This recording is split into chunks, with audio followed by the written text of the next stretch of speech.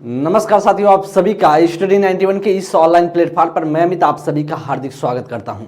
साथियों, आज की क्लास में हम सभी बात करेंगे पर्यावरण अध्ययन पर, जो बेसिकली हम सभी बात करने वाले एनसीईआरटी के जो क्लास 3, 4 और 5 के जो एनसीईआरटी की बुक है, मतलब पर्यावरण अध्ययन की, उस पर हम सभी चर्चा करेंगे। उसके एमसीक्यू पर चर्चा करने वाले हैं। तो बेहतरीन सेशन होगा और बेहतर करने की कोशिश हम सभी करेंगे, क्योंकि बिहार का जो 3.0 का पेपर है और शिक्षक भर्ती का, उसके लिए आप सभी जितने भी पीआरटी के साथी होंगे उनके लिए बहुत ही यूजफुल क्लास होने वाली है। तो सभी एक बार क्लास को थोड़ा सा सेशन को शेयर कर देंगे और आप सभी और फिर क्लास को लाइक भी कर देंगे। हर क्वेश्चन बहुत इंपॉर्टेंट होगा, हर प्रश्न का आप सभी आंसर देने की कोशिश कीजिएगा। पहला प्रश्न आप सभी की स्क्रीन पर होने जा रहा है, लेकिन देख पा रहे होंगे आप सभी एससीईआरटी और एनसीईआरटी दोनों होगा। जो बिहार में पुस्तक चलती है, बुक चलते हैं, जो क्लास 3 और 4 और 5 के, आपको पता होगा ईबीएस की जो बुक है वह 1 और 2 में नहीं चलते हैं, 3, 4, 5 की बुक चलती हैं। तो उसकी एससीईआरटी की बुक और एनसीईआरटी की बुक को दोनों को मिला करके एमसीक्यू बनाया गया। बहुत बेहतरीन सेशन होगा। जो आपके क्वेश्चन, कभी कभी आपको ऐसा लगेगा, एक आध क्वेश्चन ऐसा होगा जो बहुत ही सरल लगेगा, लेकिन ऐसा कहीं कहीं आपको क्वेश्चन मिलेगा जो आप कभी जानते ही तक नहीं होंगे। वह आपको बहुत कुछ सिखाने के लिए या ये आपकी क्लास प्रोवाइड की जा रही है, जिससे कहीं से देखिए, वैसे तो बोला गया है, जो बीपीएससी के अध्यक्ष जी हैं उनके द्वारा कहा गया कि हम सभी जो पूछेंगे क्वेश्चन वह एनसीईआरटी और एससीईआरटी की बुक से पूछेंगे। तो हम सभी को सबसे आप फोकस करना है एससीईआरटी और एनसीईआरटी की बुक को। तो पहला प्रश्न स्क्रीन पर और पहली क्लास होगी, और पर्यावरण अध्ययन का पहला क्वेश्चन आप सभी की स्क्रीन पर। इस क्वेश्चन को देखने का प्रयास कीजिए, क्या इसमें से राइट आंसर होगा। निम्नलिखित में से कौन सा जीव पर्यावरण से बचने के लिए अपने शरीर का रंग जो बदल सकता है। बेहतरीन प्रश्न है। कौन सा कह रहा है कि भाई साहब अपना शरीर का रंग बदल सकता, ऐसा आपसे पूछ रहा है। तो बहुत बेहतर प्रश्न है, ध्यान दीजिएगा। इसमें अगर मेढक है, चीता है, गिरगिट है, उपरोक्त में से एक से उपरोक्त में से कोई नहीं। तो हम जानते हैं कि जो अपने पर्यावरण से बचने के लिए अपने शरीर का रंग बदलता है, उसका नाम भाई साहब गिरगिट है। ऑप्शन संख्या सी आपका राइट आंसर होगा। सी ऑप्शन इसका करेक्ट ऑप्शन। बस अच्छे से ध्यानपूर्वक हर क्वेश्चन को देखते जाना है, ज्यादा एक्सप्लेन नहीं करेंगे। 50 प्रश्नों की श्रृंखला होगी जो आपके पेपर के लिए इंपॉर्टेंट होगा। तो हर प्रश्न को ध्यानपूर्वक, तो रंग बदलता है गिरगिट। नेक्स्ट प्रश्न करा, विश्व के 70% से अधिक पशुधन आबादी कहां पाई जाती है। इटली में, डेनमार्क में, भारत और चीन, या उपरोक्त में से एक से उपरोक्त में से कोई नहीं। तो आपसे कह रहा है विश्व के 70% जो है पशुधन आबादी कहां पाई जाती है। तो हम जानते हैं कहां पाई जाती है भाई साहब, वह चीन और भारत में पाई जाती है। ऑप्शन संख्या सी इसका राइट ऑप्शन होगा। नेक्स्ट प्रश्न आगे करे कि किस प्रकार का प्रजनन 4 से 6 पीढ़ियों के लिए एक ही प्रजाति के भीतर अधिक निकष कारा की संबंधित जीव के संगम को संदर्भित करता है। अंतः प्रजनन या प्रसंस्करण या बहिर्प्रजनन, या उपरोक्त में से एक से उपरोक्त में से कोई नहीं। देखिए, ऐसे क्वेश्चन अगर पेपर में टपक गए ना, तो फिर आप किसी भी हालत में सही नहीं कर सकते जब तक आपको एनसीईआरटी और एससीईआरटी की बुक नहीं पढ़े रहेंगे। तो आपके सामने है किस प्रकार का जीव ऐसा काम करता है, किस प्रकार का प्रजनन 4 से 6 पीढ़ियों के लिए एक ही प्रजाति के लिए के भीतर जो अधिक निकट संबंधित जीव के संगम को संदर्भित करता है, वह भाई साहब होगा प्रसंस्करण होगा। क्या होगा वह, क्या होगा भैया, वह आपका प्रसंस्करण होगा या बहिर्प्रजनन होगा। तो भैया आपका होगा बहिर्प्रजनन। तो ऑप्शन संख्या सी इसका भी राइट ऑप्शन होगा। सी इसका भी राइट ऑप्शन होगा। नेक्स्ट प्रश्न आगे, प्रश्न संख्या 4। एक प्रकार की पशु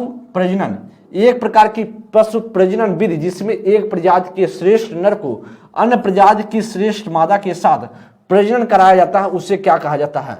बहिर्प्रजनन या प्रसंस्करण या करा कि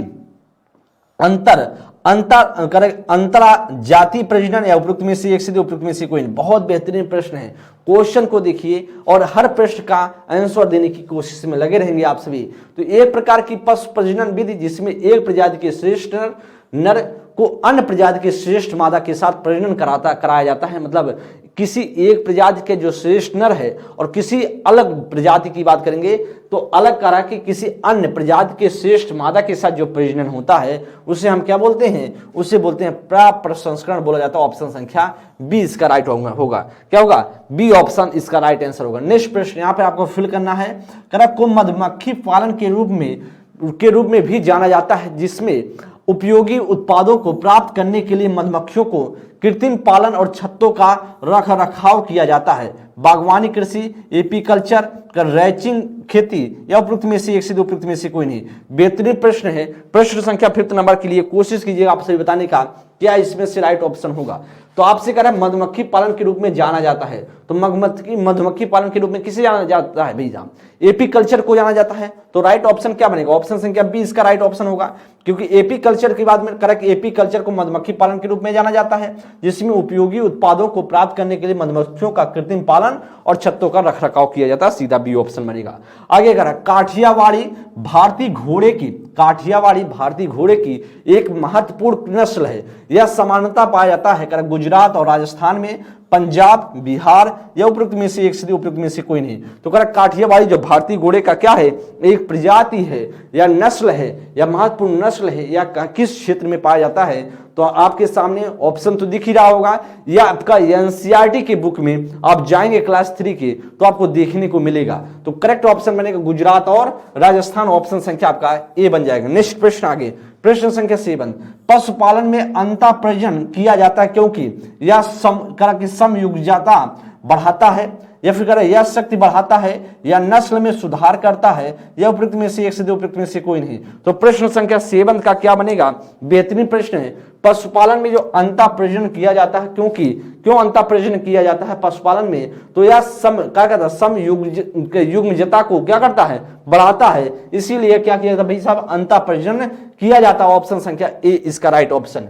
करेक्ट। प्रत्येक कुत्ते का अपना क्षेत्र होता है, तो आपको पता होगा हर कुत्ता हर किसी क्षेत्र में नहीं जाता है। ईबीएस की बुक में आप देखेंगे तो ऐसे ही क्वेश्चन कहीं ना कहीं देखने को मिलते हैं। तो प्रत्येक कुत्ते का क्या होता है? अपना क्षेत्र होता है, और वे अपने क्षेत्र को किसके द्वारा चिन्हित करते हैं? क्या लार ग्रंथि की लार से पहचानते हैं, या पैरों के निशान से पहचानते हैं, या मूत्र के द्वारा पहचानते हैं, या उपयुक्त में से एक से उपयुक्त में से कोई नहीं। तो अपने क्षेत्र की पहचान कि इस क्षेत्र में कौन आया था, कौन कुत्ता अलग से आया था, वह कैसे पहचानते भाई साहब? वह मूत्र के द्वारा पहचानते। ऑप्शन संख्या सी बनेगा। नेक्स्ट प्रश्न, गलत युग्म का चयन कीजिए। कान्हा राष्ट्रीय उद्यान मध्य प्रदेश, दाचीगम अभ्यारण्य का जम्मू और कश्मीर, मधुमलाई अभ्यारण्य आंध्र प्रदेश, या फिर कांजीरंगा उद्यान असम, या उपयुक्त में से एक से अधिक। तो कौन सा होगा? कि गलत उत्तर का चयन करना है।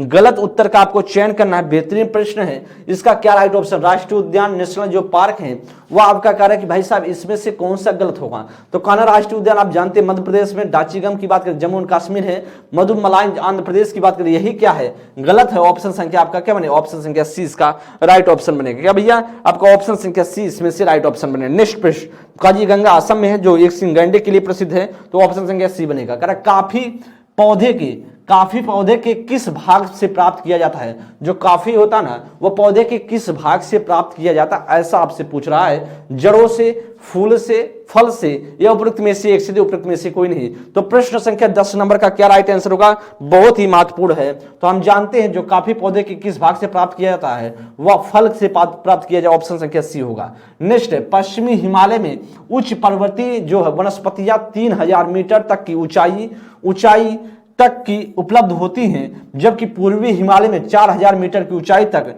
मिलती हैं। एक ही पर्वत श्रेणी में इस प्रकार की विविधता का कारण क्या है? पूर्वी हिमालय में पश्चिमी हिमालय की अपेक्षा अधिक मानसूनी वर्षा होती है या होना, या पूर्वी हिमालय की चट्टानों का पश्चिमी हिमालय चट्टानों से अधिक उर्वर होना, या करा कि पूर्वी हिमालय का पश्चिमी हिमालय से अधिक ऊंचा होना, या उपयुक्त में से एक से या उपयुक्त में से कोई नहीं। बेहतरीन प्रश्न है। इसका क्या राइट ऑप्शन होगा? बहुत अच्छा प्रश्न है, बहुत इंपॉर्टेंट प्रश्न है। इसके लिए आप बताएंगे क्या इसमें से राइट आंसर बन सकता है। बेहतरीन प्रश्न है। कौन सा इसमें से राइट ऑप्शन होगा? कौन इसमें से राइट ऑप्शन होगा? बहुत बेहतर प्रश्न है। आपके सामने क्वेश्चन को पढ़िएगा। पश्चिमी हिमालय में उच्च पर्वतीय जो है वनस्पतियां 3000 मीटर तक की ऊंचाई तक उपलब्ध होती है, ठीक, पश्चिमी हिमालय में। वहीं पर जबकि पूर्वी हिमालय में 4000 मीटर की ऊंचाई तक मिलती है। तो एक ही पर्वत श्रेणी में इस प्रकार की विविधता का कारण क्या है? ठीक है, पूर्वी में दूसरा करा, पश्चिमी में दूसरा क्षेत्र करा है कि इधर आपको 3000 तक मिल जाएंगे, इधर 4000।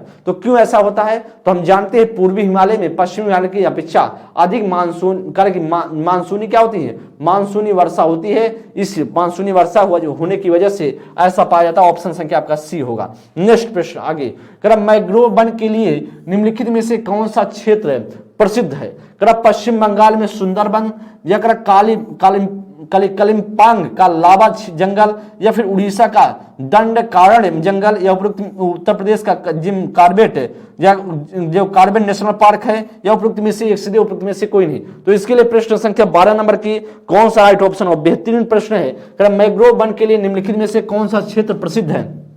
तो हम जानते हैं पश्चिम बंगाल का क्या है, सुंदरबन इसके लिए प्रसिद्ध है। ऑप्शन संख्या भैया आपका ए ऑप्शन इसका राइट आंसर बनेगा। ठीक है, नेक्स्ट प्रश्न आगे चलते हैं। आगे आपके सामने अगला प्रश्न होगा, इस प्रश्न को देखिएगा, प्रश्न संख्या आपके सामने 13।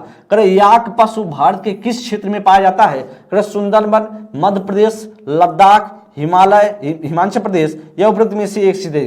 तो कौन सा होगा इसमें से राइट ऑप्शन? प्रश्न संख्या 13 का क्या बनेगा? प्रश्न संख्या 13 का क्या होगा? याक पशु भारत के किस क्षेत्र में पाए जाते हैं, ऐसा आपसे पूछ रहा है। तो हम जानते हैं जो याक पशु भारत के जो क्षेत्र है वह लद्दाख के क्षेत्र में पाए जाते हैं, और आपका सीधा सा बनेगा सी ऑप्शन। क्वेश्चन को देखते चलिए, समझते चलिए, जो आपके लिए पेपर के लिए बहुत इंपॉर्टेंट बनेगा। बस रिकॉल करना है, समझना है, आपके लिए बेहतर से बेहतर कंटेंट को प्रोवाइड किया जा रहा है, आपको समझ लें। नेक्स्ट प्रश्न संख्या 14, किन वनों को मानसूनी वन कहा जाता है? उष्णकटिबंधीय सदाबहार वन को, या उष्णकटिबंधीय पर्णपाती वन को, या पर्वतीय वन को, या उपरोक्त में से एक से उपरोक्त में से कोई नहीं। प्रश्न संख्या 14 नंबर का क्या राइट ऑप्शन होगा? तो प्रश्न संख्या 14 नंबर की अगर हम बात करेंगे तो किस वनों को मानसूनी वन बोला जाता है? वह उष्णकटिबंधीय सदाबहार वन को बोला जाता है। ऑप्शन संख्या क्या बनेगा? ऑप्शन संख्या ए। तो क्या भाई साहब आपका बनेगा ऑप्शन संख्या इसमें से पर्णपाती नहीं, सदाबहार नहीं होगा, उष्णकटिबंधीय सदाबहार नहीं, उष्णकटिबंधीय पर्णपाती वन। तो यहां होगा उष्णकटिबंधीय पर्णपाती वन होगा। ऑप्शन संख्या इसका भैया बी ऑप्शन राइट होगा। क्या बनेगा? ऑप्शन संख्या बी होगा, ना कि ए ऑप्शन होगा। तो सदाबहार नहीं, तो किन वनों को मानसूनी वन बोला जाता है? उष्णकटिबंधीय पर्णपाती वन को बोला जाता है। ऑप्शन संख्या इसका बी बनेगा। नेक्स्ट प्रश्न आगे, भाई साहब निम्नलिखित में से कौन सा पदार्थ जल में घुलनशील है?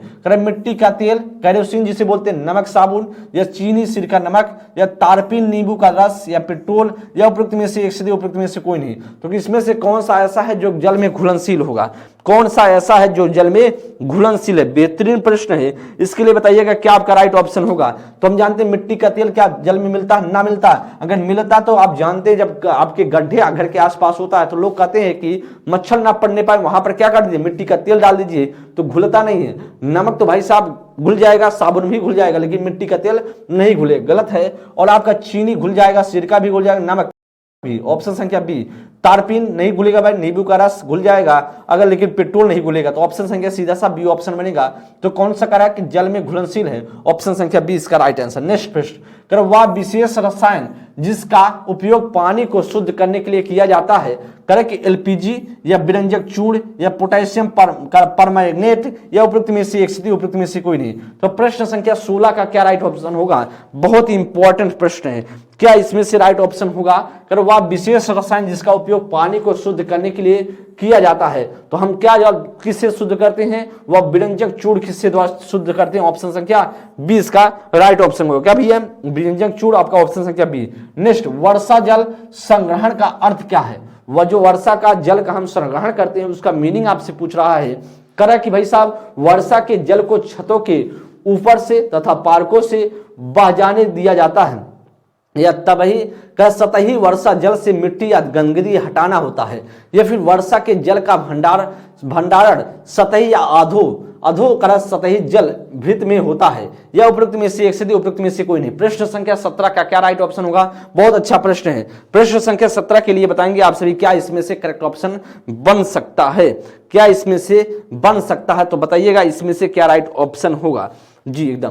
तो कह रहा वर्षा जल संग्रहण का अर्थ क्या होगा? तो वर्षा के जल को छतों के ऊपर तथा पार्कों में बह जाने के लिए जाने दिया जाता है। भाई इसका वर्षा संग्रहण का मतलब ना सतही वर्षा जल से मिट्टी गंदगी हटाना, ना इसका भी नहीं होगा। वर्षा के जल का भंडारण सतही और अधो सतही जल भृत में होता है। ऑप्शन संख्या आपका सी बनेगा। नेक्स्ट आगे चलते हैं, सी ऑप्शन बनेगा। क्वेश्चन को देख लीजिए, ऐसा प्रश्न आएगा एग्जाम में आपके ईवीएस से जो क्वेश्चन पूछे जाएंगे इसी प्रकार का कहीं ना कहीं आपको देखने को मिलेगा।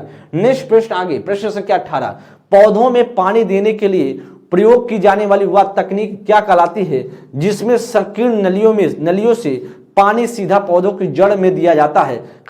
फेमोटो सिंचाई या ड्रिफ्ट सिंचाई, नैनो सिंचाई, या उपयुक्त में से एक से उपयुक्त में से कोई नहीं। तो क्या हो सकता है? प्रश्न संख्या 18 बेहतरीन प्रश्न है। प्रश्न संख्या 18 को बात करेंगे तो पौधे में पानी देने के लिए प्रयोग की जाने वाली वह तकनीकी क्या कहलाती है जिसमें सक्रिय नलियों से पानी सीधा पौधों तक जड़ तक दिया जाता है, उसे ड्रिप सिंचाई बोलते हैं। क्या आपने देखा होगा कि एक पानी एक ड्रिप में रख दिया जाएगा, पानी डाल दिया जाएगा और एकदम पतला सा होगा, हर जड़ तक उसको पानी पहुंचाया जाता है, तो उसी बोलते हैं ड्रिप सिंचाई। ऑप्शन संख्या बी। नेक्स्ट आगे बात किया जाए, निम्नलिखित में से क्या परिवार की विशेषता नहीं है? करेक्ट, परिवार की विशेषता इसमें से क्या नहीं होगा? भाई साहब, परिवार मानव की भावनात्मक आवश्यकताओं की संतुष्टि करता है, यह प्रत्येक सदस्य आर्थिक रूप से स्वयं का समर्थन करता है, यह व्यक्ति का सामाजिकरण परिवार से ही प्रारंभ होता है, यह उपयुक्त में से एक से उपयुक्त में से कोई नहीं। तो बताइए प्रश्न संख्या 19 का क्या राइट ऑप्शन होगा? प्रश्न संख्या 19 नंबर का क्या राइट ऑप्शन होगा?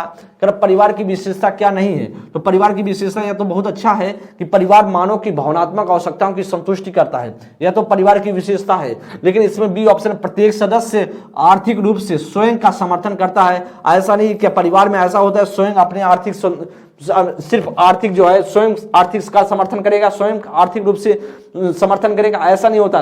एक दूसरे का क्या करते हैं? हेल्प करते हैं।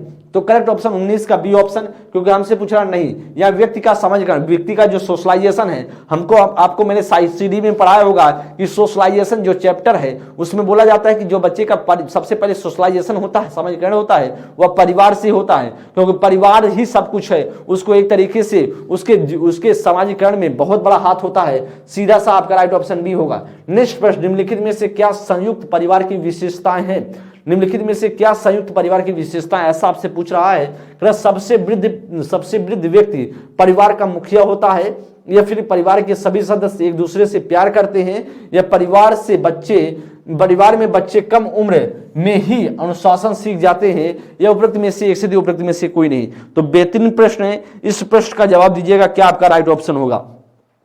तो करेक्ट कौन सा इसमें संयुक्त परिवार की विशेषता है? तो हम यह भी जानते हैं सबसे वृद्ध व्यक्ति परिवार का मुखिया होता है। ठीक है, सबसे परिवार जो परिवार में सबसे वृद्ध होते हैं लोग, वही क्या होते हैं? परिवार के मुखिया होते हैं। बहुत बेहतरीन है। करेक्ट, परिवार के सभी सदस्य एक दूसरे से प्यार करते हैं। ठीक है, संयुक्त परिवार में। करेक्ट, परिवार में बच्चे कम उम्र में ही अनुशासन सीख जाते हैं। बहुत अच्छा है। क्यों? क्योंकि आप अपने बड़ों से सीखते जाते हैं, तो इसका मतलब है कहीं ना कहीं ए और बी और सी तीनों सही है। इसलिए हमारा जो राइट ऑप्शन होगा उपयुक्त में से एक से अधिक। नेक्स्ट प्रश्न, निम्नलिखित में से किस योजना का उद्देश्य खुले में शौच मुक्त करना है? स्वच्छ भारत मिशन। बहुत इंपॉर्टेंट प्रश्न, इसे अपने दिमाग में गाढ़ बांध लीजिए, पेपर में टपक सकता है। तो कहा कि खुले में शौच मुक्त है। स्वच्छ भारत मिशन शहरी चरण 2, या स्वच्छ भारत मिशन ग्रामीण चरण 1, या स्वच्छ भारत मिशन ग्रामीण चरण 2, या उपयुक्त में से कोई नहीं। तो इसमें से क्या होगा? प्रश्न संख्या 21। प्रश्न संख्या 21 की बात करेंगे तो क्या आपका होगा? आपका क्या इसमें से राइट होगा? कह रहा कि भाई साहब किस योजना का उद्देश्य था खुले में शौच मुक्त? तो हम जानते हैं वह था स्वच्छ भारत मिशन ग्रामीण चरण 2 का उद्देश्य था। ऑप्शन संख्या क्या बनेगा? ऑप्शन संख्या डी बनेगा। बेहतरीन प्रश्न है। क्या बनेगा आपका? ऑप्शन संख्या डी बनेगा। यहां पर देखिए किस योजना का उद्देश्य था खुले में शौच मुक्त? तो उस उद्देश्य वह था स्वच्छ भारत मिशन जो ग्रामीण चरण 2 का उद्देश्य था। नेक्स्ट प्रश्न आगे, स्वच्छ भारत अभियान का लक्ष्य क्या है? जो स्वच्छ भारत अभियान है उसका लक्ष्य क्या था? देश को स्वच्छ बनाना, या सभी सार्थक साधनों को दिशा में बढ़ाना, या करा कि भाई साहब आपका जन स्वास्थ्य को सुधारना, या उपयुक्त में से एक से उपयुक्त में से कोई नहीं। प्रश्न संख्या 22 नंबर का क्या होगा? प्रश्न संख्या 22 नंबर बहुत बेहतरीन है। इसमें से क्या होगा? तो हम जानते हैं कि इसमें से क्या हो सकता है जी। कर भाई स्वच्छ भारत अभियान का लक्ष्य था देश को स्वच्छ करना। क्या था? देश को स्वच्छ करना था। सभी साधक साधनों को दिशा थोड़ी ना देना था। सभी सभी सार्थक साधनों को दिशा देना, इसका कोई मतलब नहीं। जन स्वास्थ्य को सुधारना या नहीं था कि देश को स्वच्छ करना। ऑप्शन संख्या ए आपका राइट ऑप्शन है। नेक्स्ट प्रश्न, ऐसे क्वेश्चन आपको एक से अधिक लग रहे होंगे, लेकिन ऐसी क्वेश्चन को गलतियां नहीं करना, सीख जाना है। प्रश्न संख्या 22 का ए ऑप्शन, किस भारतीय नेता के जन्म दिवस के अवसर पर स्वच्छ भारत अभियान शुरू किया गया था? आपका नाम महात्मा गांधी जी के, या नेताजी सुभाष चंद्र बोस, या सरदार पटेल जी, या उपयुक्त में से एक से उपयुक्त में से कोई नहीं। तो हम जानते हैं कौन सा ऐसा भारतीय नेता था जिनके जन्म दिवस पर या स्वच्छ भारत अभियान की शुरुआत की गई थी। तो हमको सीधा सा बता भाई साहब वह महात्मा गांधी के जन्म दिवस पर या स्वच्छ भारत अभियान की शुरुआत की गई थी। ऑप्शन संख्या ए इसका राइट ऑप्शन होगा। बेहतरीन प्रश्न है जी। ओके, नेक्स्ट प्रश्न आपके सामने, प्रश्न संख्या 24 का ऑडियो ट्रैक स्वच्छ भारत, ऑडियो ट्रैक जो आप देखते हैं, ऑडियो ट्रैक स्वच्छ भारत का इरादा कल या हम की रचना किसने की है, जो विशेष रूप से स्वच्छ भारत मिशन के लिए तैयार किया गया। आप जानते होंगे कि आपके गांव में या आपके शहर में जहां पर आते होंगे वहां पे एक गाना बजता हुआ एक गाड़ी वाला आता है कि इस तरह की गाना लगा देता, स्वच्छ भारत का इरादा कल लिया हमने, या किसके द्वारा लिखा गया। बहुत बेहतरीन प्रश्न है, यह एनसीईआरटी की बुक में ऐसा लिखा गया है भाई साहब। इसके लिए इंपॉर्टेंट आपको दिमाग में रखना है, क्या मोहित चौहान के द्वारा लिखा गया है, मीका के द्वारा या प्रसून जोशी के द्वारा। उपयुक्त में से एक सीधे, उपयुक्त में से कोई नहीं। तो ये जो लिखी गई भाई साहब गाना ना, वह गाना लिखा गया है, तैयार किया गया है वह प्रसून जोशी के द्वारा। ऑप्शन संख्या सी ऑप्शन इसका राइट आंसर बनेगा। ठीक है, आगे बात करें तो भारत सरकार द्वारा शहरों एवं गांवों को स्वच्छता के लिए कौन सा पुरस्कार दिया जाए। बहुत बेहतरीन प्रश्न। स्वच्छ पुरस्कार या स्वच्छता पुरस्कार, निर्मल पुरस्कार या उपयुक्त में से एक से उपयुक्त में से कोई नहीं। तो प्रश्न संख्या 25 का क्या राइट ऑप्शन होगा, देखिएगा भाई। करें कि भारत सरकार द्वारा शहरों और गांवों को स्वच्छता के लिए कौन सा पुरस्कार दिया जाता है, वह निर्मल पुरस्कार दिया जाता है। कौन सा? निर्मल पुरस्कार दिया जाता है। ऑप्शन संख्या सी इसका राइट ऑप्शन। नेक्स्ट प्रश्न आगे, तटीय क्षेत्र में रहने वाले लोगों के आहार में, तटीय क्षेत्र में रहने वाले लोगों के आहार में आमतौर पर क्या शामिल होता है, खीर, शंख या मछली या उपयुक्त में से एक से उपयुक्त में से कोई नहीं। तो क्या होता है भाई साहब प्रश्न संख्या 26 का, प्रश्न संख्या 26 का क्या होगा, तो जो तटीय क्षेत्र में लोग रहते हैं, जो आपके तटीय क्षेत्र का मतलब जो आपका राज्य तट के किनारे जो भी राज्य है स्थित है, उनमें करा कि उनका आहार आमतौर पर क्या, जो आहार में क्या मुख्य तौर पर शामिल होता है, खीर भाई साहब एकदम सही है, क्या शंख, मछली, ठीक है। उपयुक्त में से एक से अधिक, एकदम उपयुक्त में से एक से अधिक आपका राइट ऑप्शन होगा। क्या होगा? उपयुक्त में से एक से अधिक होगा, क्योंकि यह तीनों के तीनों उनमें शामिल होता है। नेक्स्ट प्रश्न आगे 27 नंबर, पंजाब राज्य के लोगों का मुख्य भोजन क्या है, इडली, चटनी, चावल, सांभर या रोटी, दाल, राजमा, आलू पराठा या रोटी, सांभर, बम्बू करी या मछली करी या उपयुक्त में से एक से उपयुक्त में से कोई नहीं। तो पंजाब राज्य का मुख्य भोजन क्या है, पंजाब राज्य का मुख्य भोजन क्या है, जो पंजाब राज्य है इसका मुख्य भोजन पूछ रहा है। और आपसे भोजन ये चीजें आपके एनसीईआरटी के बुक में दी गई हैं क्लास 3 की। तो पंजाब राज्य के लोगों का जो मुख्य भोजन भाई साहब वह रोटी, दाल, राजमा और आलू पराठा। ऑप्शन संख्या इसका बी बनेगा। नेक्स्ट प्रश्न आगे करें कि ढोकला भारत के किस राज्य का व्यंजन है, ढोकला किस राज्य में खाया जाता है, ढोकला जो बेहतरीन है, ढोकला किस राज्य में, गुजरात है, कर्नाटक है, असम, बिहार या उपयुक्त में से कोई नहीं। तो क्या बनेगा इसमें से भैया, ढोकला भारत के किस राज्य का व्यंजन है। तो हम जानते हैं ढोकला किस राज्य का होगा, वह गुजरात का होगा। ऑप्शन संख्या ए है, ढोकला गुजरात का है भोजन। नेक्स्ट प्रश्न, कहवा एक विशेष प्रकार की चाय या पेय पदार्थ है या किस राज्य में लोकप्रिय है, असम में या कर्नाटक में, कश्मीर या सिक्किम या उपयुक्त में से कोई नहीं। तो इसमें से क्या होगा, प्रश्न संख्या 29। बहुत बेहतरीन प्रश्न है। तो कहवा एक विशेष प्रकार का चाय या पदार्थ है जो विशेष किस राज्य में प्रसिद्ध है। तो हम जानते हैं वह कश्मीर में लोकप्रिय है। किसमें? कश्मीर में लोकप्रिय है। इससे आप ध्यान दीजिएगा, आपका राइट ऑप्शन बनेगा ऑप्शन संख्या सी। कहां पर? कश्मीर इसका राइट ऑप्शन बनेगा। नेक्स्ट प्रश्न आपके सामने 30, नीचे दिए गए कथन को का विचार करना है आपको। लिट्टी चोखा बिहार का सबसे पसंदीदा व्यंजन है। केरल में अधिकतर लोग किसी भी करी के साथ टैपियोका खाते हैं, या सरसों के तेल में पकाई गई मछली जम्मू कश्मीर में लोकप्रिय है, या गोवा के लोग सरसों के तेल में बनी मछली खाते हैं। करें कि केवल ए और बी सही है, केवल ए और सी, या केवल बी और डी, या उपयुक्त में से एक से उपयुक्त में से कोई नहीं। तो क्या इसमें से राइट ऑप्शन होगा? बहुत बेहतरीन प्रश्न है। इसके लिए जवाब देंगे आप सभी, क्या इसमें से राइट ऑप्शन हो सकता है। बहुत बेहतर प्रश्न है जी, जवाब दीजिएगा। करा कि भाई साहब इसमें से कौन सा आइटम, लिट्टी चोखा बिहार के सबसे पसंदीदा भोजन है, एकदम सही है। केरल में अधिकतर लोग किसी भी करी के साथ टैकियोपा खाते हैं, सरसों के तेल में पकाई गई मछली का देश जम्मू कश्मीर लोकप्रिय। ओके, तो राइट ऑप्शन सीधा सा इसमें से क्या बनेगा, सभी के सभी ऑप्शन, ऑप्शन संख्या डी इसका राइट ऑप्शन है। नेक्स्ट प्रश्न, डम में चौरंड के खेल में लोग अपना संदेश कैसे संप्रेषित करते हैं, बोलने से, चेहरे और सारी क्रियाओं के माध्यम से, करा कि कानाफूसी के माध्यम से, या उपयुक्त में से एक से उपयुक्त में से कोई नहीं। प्रश्न संख्या 31 का क्या राइट ऑप्शन होगा? बहुत बेहतरीन प्रश्न है। तो आप लोग सेशन को शेयर करते रहेंगे, हर प्रश्न का आंसर देते रहेंगे, तो इसमें से क्या मेरे भाई हो सकता है राइट आंसर। प्रश्न संख्या 31 नंबर की अगर हम बात कर ले तो प्रश्न संख्या 31 नंबर का क्या होगा, कुछ सिर्फ रिवीजन करना है, सीखना है। कहीं से क्वेश्चन पूछे तो आप फटा देना आंसर दीजिएगा। तो डैम्स के खेल में लोग अपना संदेश कैसे भेजते हैं, लोग अपने संदेश कैसे भेजते हैं, वह कैसे भेजते हैं, चेहरे और शारीरिक क्रियाओं के माध्यम से। बहुत इंपॉर्टेंट प्रश्न है, एक प्रकार का खेल है, कौन सा, डम्स चौडर्स के खेल में जो अपना संदेश जो भेजते हैं लोग, वह चेहरे और शारीरिक क्रियाओं के माध्यम से भेजते हैं इस खेल में। नेक्स्ट प्रश्न आपका बी होगा 32, कौन सी पक्षी मरे हुए जानवरों को खाने और स्थानों को मरे हुए जानवर, यहां लिखेंगे मरे हुए जानवरों को खाने और स्थानों को साफ सुथरा रखने के लिए जाना जाता है? क्या उल्लू है, कौवा है, गिद्ध है, गौरैया है? उपरोक्त में से एक से दी। तो इसमें से क्या होगा भाई साहब, करें कौन सा पक्षी मरे हुए जानवरों को खाने और स्थानों को साफ सुथरा रखने के लिए जाना जाता है? वह तो भाई साहब आपका होगा, वह कौन सा, गिद्ध होगा ना। वह क्या होगा, गिद्ध होगा। ऑप्शन संख्या सी होगा। ऑप्शन संख्या ऐसा सीधा सा लिखा गया है एनसीईआरटी की बुक में कि भाई साहब जो ऐसा कोई पक्षी जो मरे हुए जानवरों को खाने और स्थानों को साफ सुथरा रखने के लिए जाना जाता है, वह भाई साहब आपका गिद्ध होता है। कौन सा होता है, उसे हम बोलते हैं गिद्ध बोलते हैं। उसे क्या बोलते हैं, गिद्ध बोलते हैं। इस बात को आप जानिएगा। तो इससे आप लोग क्या जानेंगे, गिद्ध जानेंगे, ठीक है, मरे हुए। नेक्स्ट प्रश्न आगे, प्रश्न संख्या 33 आपके सामने नेक्स्ट है। उस पक्षी का क्या नाम है जिसकी एक विशेष चोंच होती है और वह पेड़ों के बिलों से कीड़े खाता है? जो पेड़ों के बिलों से क्या खाता है, कीड़े खाता है, वह किस प्रकार का क्या है? उसमें कह रहा है वह उस पक्षी का क्या नाम है भाई, जिसका एक विशेष चोंच होती है, एक विशेष चोंच होती है, ठीक, उस चिड़िया के पास, उस पक्षी के पास, और वह पेड़ों के बिलों से कीड़े खाता है। कठफोड़वा है या मोर है, गिद्ध है, उल्लू है, या उपरोक्त में से कोई नहीं? तो क्या इसमें से राइट आंसर बनेगा? प्रश्न संख्या आपके सामने है। तो वह एक प्रकार का पक्षी, उसका नाम है कठफोड़वा।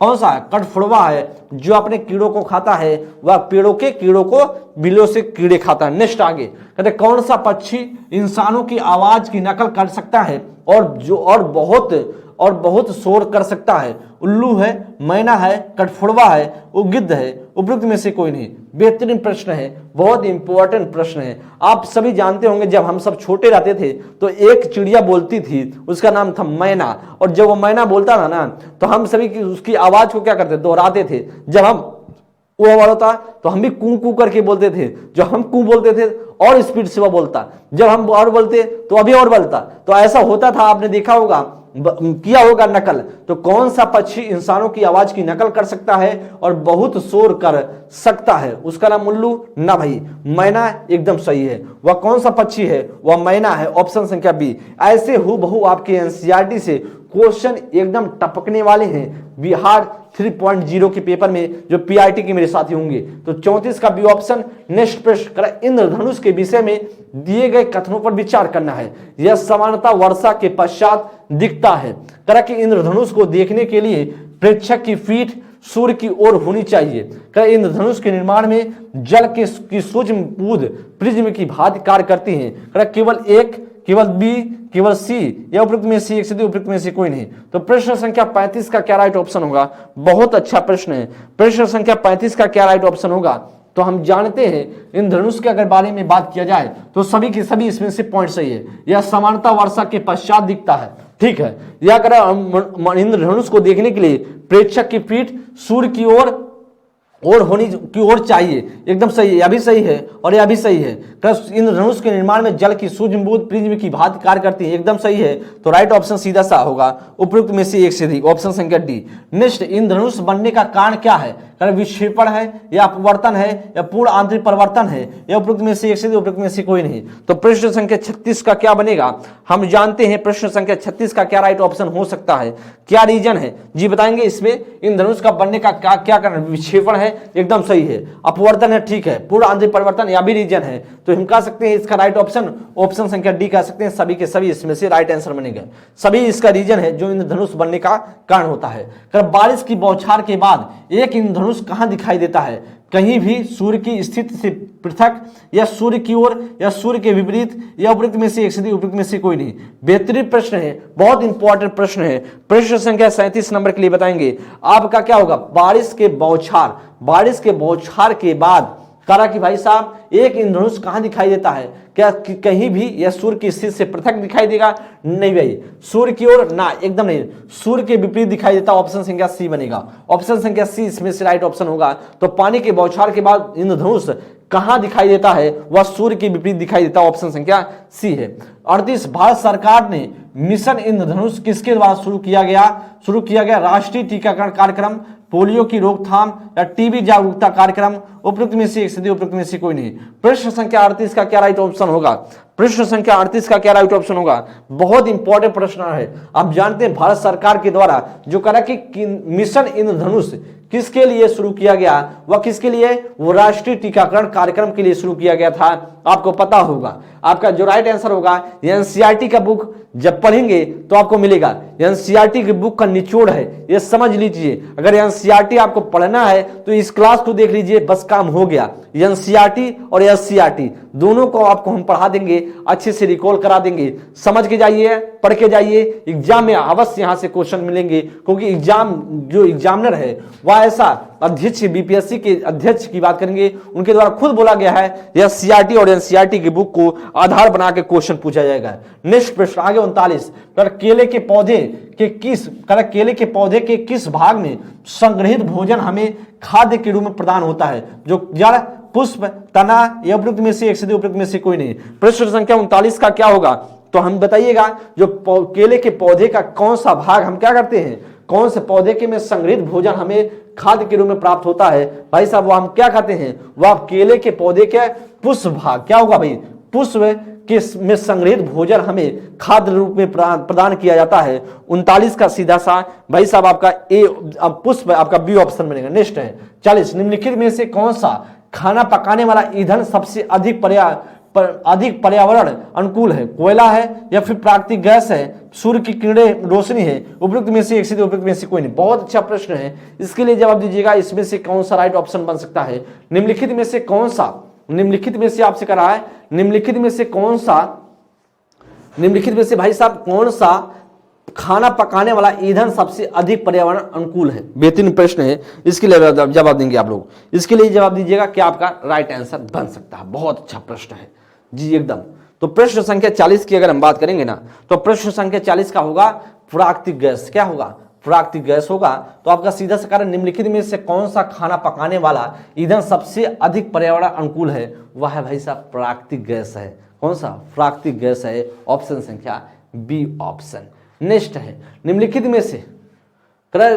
में से कौन सा खाद्य पदार्थों को कच्चा और पका हुआ दोनों तरीके से खाया जा सकता है? बेहतरीन प्रश्न, एनसीईआरटी के बुक का प्रश्न।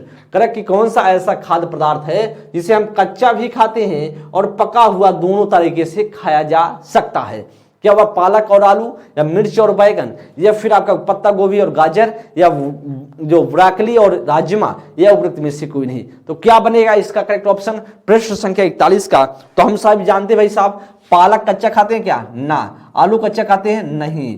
करेक्ट। मिर्च खाते हैं कच्चा? मिर्च तो एक तरीके से हम खा सकते हैं, लेकिन बैगन जो है ना खाते।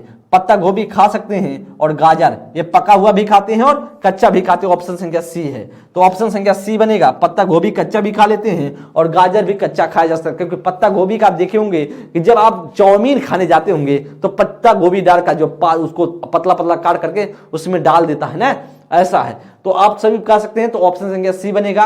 और राजमा और ब्रोकली की बात करें, ये आप कच्चा नहीं खाते हैं, कच्चा और इसको पकाकर ही खाते हैं। ऑप्शन संख्या सी बनेगा। नेक्स्ट है 42 नंबर, तंदूर की गुणवत्ता और काम करने की क्षमता को बनाए रखने के लिए उनमें किस प्रकार से या की जा सकती है? रीजिंग की जाती है, लेपन किया जाता है, या प्रतिस्थापन किया जाता है, या उपयुक्त में से एक स्थिति, या उपयुक्त में से कोई नहीं? तो क्या इसमें से राइट ऑप्शन बनेगा? प्रश्न संख्या 42 बहुत इंपॉर्टेंट प्रश्न है, बहुत अच्छा प्रश्न है। तो तंदूर की गुणवत्ता और काम करने की क्षमता को बनाए रखने के लिए उसमें क्या की जाती है? सीजनिंग की जाती है। ऑप्शन संख्या ए बनेगा। क्या करें? सीजनिंग की जाती है। ऑप्शन संख्या ए इसका राइट ऑप्शन बनेगा। ध्यान दीजिएगा, एग्जाम में पूछे तो बता दीजिएगा। चले नेक्स्ट प्रश्न आगे बात करेंगे। 43 नंबर, निम्नलिखित में से क्या माइक्रोवेव कुकिंग का लाभ है? माइक्रोवेव कुकिंग की बात कर रहा है, इसका लाभ आपसे पूछ रहा है। ध्यान दीजिएगा, इसका लाभ आपसे पूछा जा रहा है, क्या होगा इसका लाभ? कह रहा खाद्य अपने खाद्य अपने रस में पकाया जाता है और इसीलिए इसका स्वाद बरकरार रहता है। सीमित स्थान या सभी खाद्य पदार्थों के लिए उपयुक्त है। यह उपयुक्त में से एक सदी और उपयुक्त में से कोई नहीं। प्रश्न संख्या 43, प्रश्न संख्या 43 नंबर का क्या राइट ऑप्शन हो सकता है? जी एकदम, कौन सा इसमें से राइट ऑप्शन होगा? जी इसका कौन सा राइट ऑप्शन होगा? जी बताइए, निम्नलिखित में से क्या माइक्रोवेव कुकिंग का लाभ है? तो माइक्रोवेव कुकिंग का लाभ है खाद्य अपने खाद्य क्या है? खाद्य अपने रस में पकाया जाता है, इसीलिए इसका स्वाद बरकरार रहता है माइक्रोवेव कुकिंग का। इसीलिए क्या होता है, ये खाद्य अपने रस में पकाया जाता है, खाद्य में अपने रस में पकाया जाता है और इसीलिए इसका स्वाद क्या रहता है? बरकरार रहता है। ऑप्शन संख्या ए है। नेक्स्ट प्रश्न, राष्ट्रीय राजमार्ग संपूर्ण देश के सड़क परिवहन का लगभग कितना परसेंट यातायात संपन्न कराती है? 20%, 40%, 60%, 80% या आपका 95%? क्या इसमें से राइट ऑप्शन होगा? क्या इसमें से राइट ऑप्शन होगा? बेहतरीन प्रश्न है, बेहतर प्रश्न। इसके लिए जवाब देंगे आप लोग। करा कि राष्ट्रीय राजमार्ग, करा कि राष्ट्रीय, यहाँ पर उपयुक्त सभी लिख देंगे, उपयुक्त में से कोई नहीं लिख देंगे, उपयुक्त में से कोई नहीं, उपयुक्त में से कोई नहीं, में से कोई नहीं। जी इसका क्या राइट ऑप्शन हो सकता है? जी इसका क्या राइट ऑप्शन होगा? राष्ट्रीय राजमार्ग संपूर्ण देश के सड़क परिवहन का कितना करा कि सड़क संपूर्ण देश के सड़क परिवहन का कितना परसेंट है जो है यातायात संपर्क कराता है? वह 20 होगा क्या भाई साहब? 20 नहीं भाई, वह 40% संपर्क कराता है। कितना? 40%। 60 नहीं, 80 भी नहीं होगा और इसका ये ऑप्शन तो बनेगा ही नहीं। तो करेक्ट ऑप्शन सीधा सा हमारा 40% होगा। राष्ट्रीय राजमार्ग संपूर्ण देश के सड़क परिवहन का कितना परसेंट लाभ? वह 40%। नेक्स्ट प्रश्न आगे, भारत में राष्ट्रीय राजमार्गों का सबसे लंबा नेटवर्क किस राज्य में है? सबसे लंबा नेटवर्क किस राज्य में है? राष्ट्रीय राजमार्गों का सबसे लंबा नेटवर्क पूछ रहा है। राजस्थान में है या फिर बिहार में, उत्तर प्रदेश में, मध्य प्रदेश में या असम में? तो हम जानते हैं इसमें से क्या होगा, क्या इसमें से राइट ऑप्शन बन सकता है? तो हम जानते हैं यहाँ पर लिखिए उपयुक्त में से कोई नहीं। क्या लिख देंगे? उपर्युक्त में से कोई नहीं। जी उपर्युक्त में से कोई नहीं, उपयुक्त में से कोई नहीं, में से कोई नहीं। जिसका क्या राइट होगा? कोई नहीं। जिसके लिए जवाब क्या होगा भाई? तो हम जानते हैं भारत में राष्ट्रीय राजमार्गों का सबसे लंबा नेटवर्क किस राज्य में है? उत्तर प्रदेश राज्य में है, क्योंकि यूपी में इसका सबसे ज्यादा नेटवर्क है। ये आपके एनसीईआरटी की बुक में दिया गया है, ऐसा नहीं है कि हम अपनी तरफ से बता रहे हैं। जो एनसीईआरटी की बुक में लिखा गया है उसे सिर्फ एमसीक्यू के फॉर्म में क्या कर दिया गया है? कन्वर्ट करके आपके सामने रखने का प्रयास किया गया। 45 का C option. Next 46 number, Bharat का सबसे बड़ा रेल मार्ग कौन सा है? मिजोरम से गुजरात या महाराष्ट्र से मणिपुर या डिब्रूगढ़ से कन्याकुमारी तक? उपयुक्त में से एक सदी, उपयुक्त में से कोई नहीं। तो आपसे कह रहा भारत का सबसे बड़ा रेल जो है, सबसे बड़ा रेल मार्ग जो सबसे बड़ा रेल मार्ग कौन सा है? कौन सा बनेगा भाई साहब? अब क्या मिजोरम से गुजरात? भाई क्या मिजोरम से गुजरात बनेगा? नहीं, मिजोरम से गुजरात नहीं है सबसे लंबा, गलत है। महाराष्ट्र से मणिपुर नहीं बनेगा। डिब्रूगढ़ से कन्याकुमारी है सबसे ज्यादा लंबा है। तो भारत का सबसे बड़ा रेल जो मार्ग है वह कौन सा है? वह भाई साहब आपका होगा, वह आपका डिब्रूगढ़ से कन्याकुमारी तक। उपयुक्त में से ऑप्शन संख्या इसमें से सी बनेगा। उपयुक्त में से एक से अधिक नहीं होगा, ना बनेगा ए। ऑप्शन संख्या सी ऑप्शन। नेक्स्ट है 47, निम्नलिखित में से किस स्थानों पर आप नावों का उपयोग यातायात के साधन के रूप में देख सकते हैं? भाई कह रहा कश्मीर एवं केरल, लद्दाख एवं कारगिल, सिक्किम एवं दार्जिलिंग या उपयुक्त में से एक से उपयुक्त में से कोई नहीं। तो क्या बनेगा? निम्नलिखित में से किस स्थानों पर आप नावों का उपयोग यातायात के साधन में देख सकते हैं? बेहतरीन प्रश्न है। किस में देख सकते हैं आप सभी? तो हम जानते हैं भाई कह रहा किस स्थानों पर आप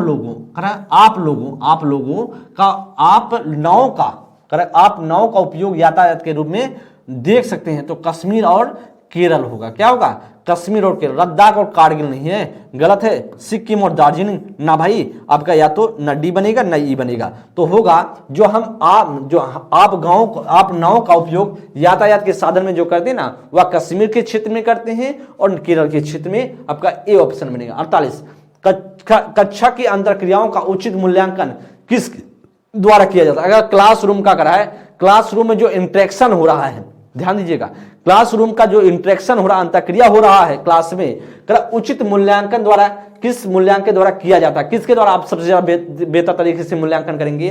क्या अवलोकन कार्यक्रम के जरिए करेंगे सबसे बेहतर मूल्यांकन, इवैल्यूएशन, या साक्षात्कार के जरिए सबसे अच्छा करेंगे, या फिर प्रश्नावली के माध्यम से, या उपरोक्त में से एक से, उपरोक्त में से कोई नहीं? तो हम सबसे अच्छा तरीका क्या होगा, कम टाइम में ज्यादा अच्छा तरीके से मूल्यांकन कर पाएंगे, वह अवलोकन कार्यक्रम के जरिए। ऑप्शन संख्या ए बनेगा। किसके जरिए? अवलोकन कार्यक्रम के जरिए। तो हम करें कक्षा के अंतःक्रिया का उचित मूल्यांकन किसके द्वारा?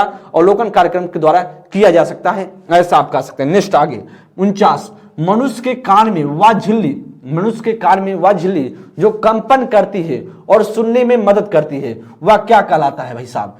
कर्ण नलिका, कर्ण नलिका, या कर्ण पटल, या कर्णावर्त, या उपयुक्त में से एक से, उपयुक्त में से कोई नहीं? तो क्या इसमें से राइट ऑप्शन बनेगा? बहुत अच्छा प्रश्न है, इसका जवाब दीजिए। प्रश्न संख्या 49 नंबर, प्रश्न संख्या 49 नंबर का क्या राइट ऑप्शन होगा? बेहतरीन सेशन, और आपको पता होगा, बस आपको सिर्फ क्या किया जाए, रिकॉल कराने की कोशिश है कि अधिक से अधिक क्या किया जाए, अधिक से अधिक आपको इंपॉर्टेंट क्वेश्चन भर दिया जाए आपके दिमाग में।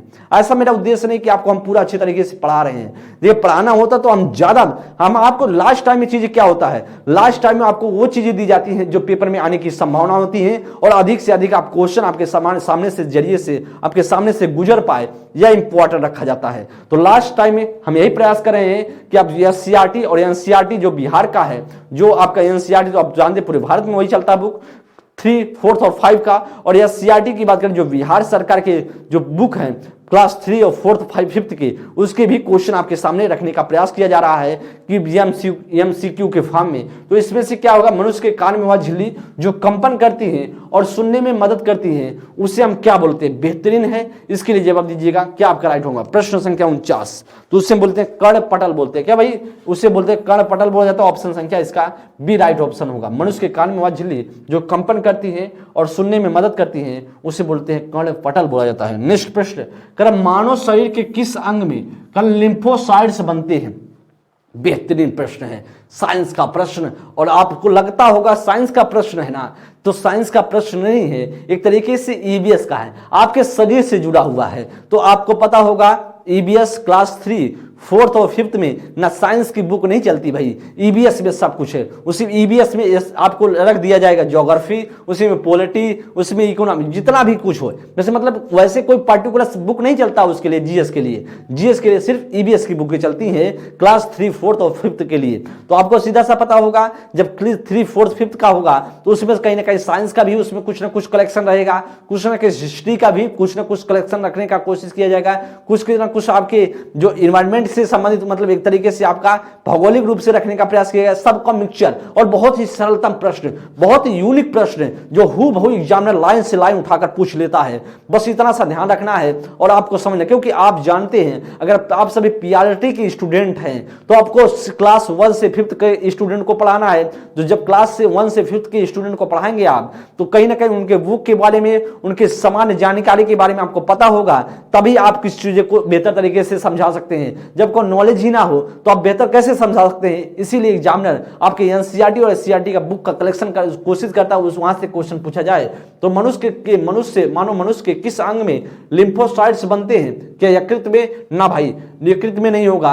करा कि स्प्लीन में भी नहीं बनता है भाई, सी ऑप्शन भी नहीं होगा। अस्थि मज्जा में बनता है, किस में होगा? लिम्फोसाइट्स किस में बनता है? अस्थि मज्जा में बनता है।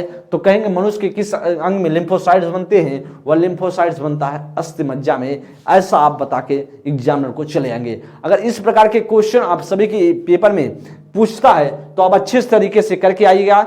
टॉप 50 क्वेश्चन था, वैसे मैंने फास्ट कराने की कोशिश किया है, आपको रिकॉल कराने की कोशिश किया है, ना कि हम अपने टाइम पास करने के लिए या आपका टाइम वेस्ट करने के लिए। क्योंकि देखिए साथी, ध्यान देंगे, या लास्ट टाइम आपका टाइम खराब हो ना मेरा टाइम खराब हो, इतना हमको कोशिश की है। लगातार आपको क्वेश्चन पे क्वेश्चन, एक बार आपको समझ नहीं आया होगा फिर से आप रिकॉल कर लीजिएगा। बहुत हार्ड क्वेश्चन नहीं है, बस इतना ही दिमाग में रखिएगा, क्योंकि यहां से जब एनसीईआरटी या सीईआरटी से क्वेश्चन पूछे जाते हैं ना, तो आप गलतियां कर जाते हैं, क्या कंफ्यूज बस करते हैं। आपको सारे के सारे आंसर पता होते हैं, लेकिन आप 1-2 ऑप्शन में कंफ्यूज होते हैं, और जब कंफ्यूज होते जाते हैं तो लास्ट में ऐसा होता है गलतियां आपसे हो जाती हैं। इसीलिए मेरा उद्देश्य है कि आपसे गलतियां ना ना हो और आपको सिखाकर चीजें भेजा जाए। तो आपको पता होगा 15 और 16 तारीख को इसका पेपर प्रस्तावित है और 15 तारीख को हमको लगता है पीआरटी का पेपर है सेकंड शिफ्ट में। तो जैसा भी सेशन लगा हो, एक बार आप सभी क्लास में, जैसा ही ऑफलाइन मोड में क्लास हो जाए तो आप सभी अपने क्लास में जाकर के कमेंट बॉक्स में पिन करने की कोशिश कीजिएगा। कमेंट बॉक्स में जाकर कि कैसा लगा सेशन जरूर आप सभी बताएं। सभी साथियों को तहे दिल से शुक्रिया। आप सभी अच्छे से मस्त रहें, स्वस्थ रहें। सभी को बहुत बहुत धन्यवाद। Thank you class, thank you so much.